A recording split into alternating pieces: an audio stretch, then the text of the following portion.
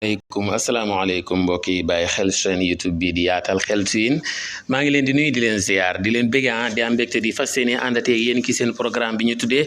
apprendre la lecture arabe en 10 étapes à l'aide de la langue française muy naka la ñu sukkandikoo ci kalaamay français ba mën a jàng ni ñuy liire ci arabe di ko tënk ci fukki étape mbokk yi ñu ngi ci 5e étape bi ban point ñu ngi ñëw ci troisième point ci 5e étape bi mbokk yi an nuqta athalitha lil marhala al xaamisa al madd bi damma donc kon suñu 3e point ci 5e étape bi mooy masque lonk bu ñu xëcc le 3e point de la 4e étape le damma prolongé donc ñu ñëw ci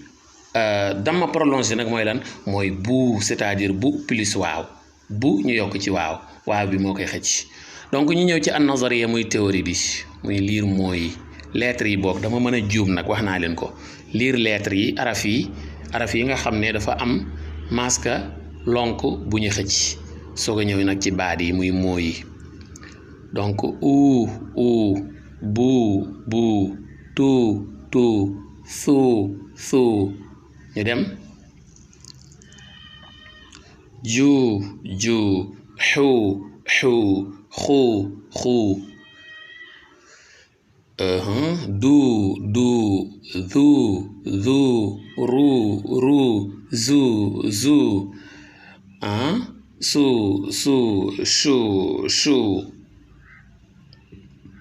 su su du tu ru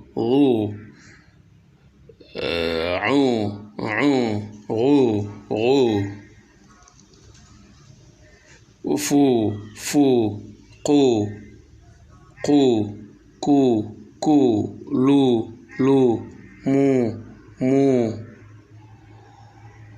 mu nu gaa yi yéen a ngi gis de hu wu yu mbokk yi ñu ñëw ci pratique yàgg ngeen koy dégg muy dañuy indi ay mots baat yoo xam ne am na masque lonk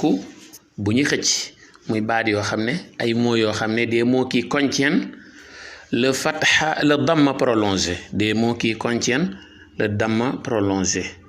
voilà kubun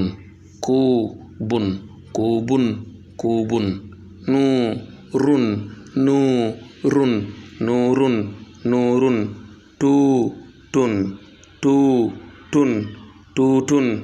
tutun gaa yi ñu dem udun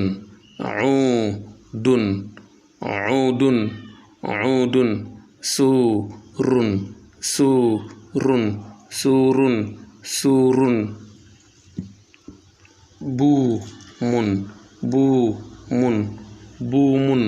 buumun bi xaw naa gudd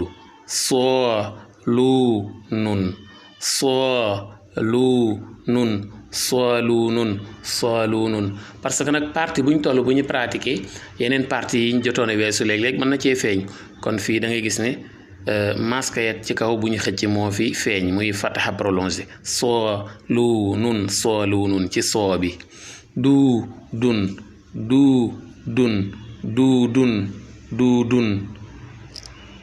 gisoo